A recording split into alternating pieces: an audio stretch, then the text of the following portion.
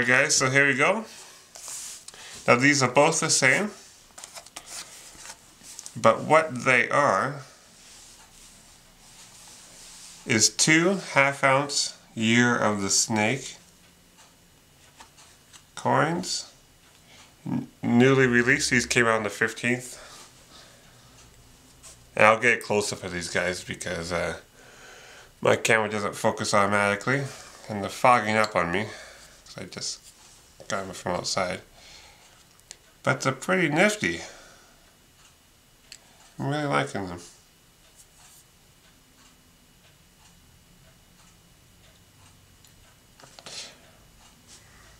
Okay, so I'll open up this other one for you guys and then I'll just do a quick close-up. So there we go.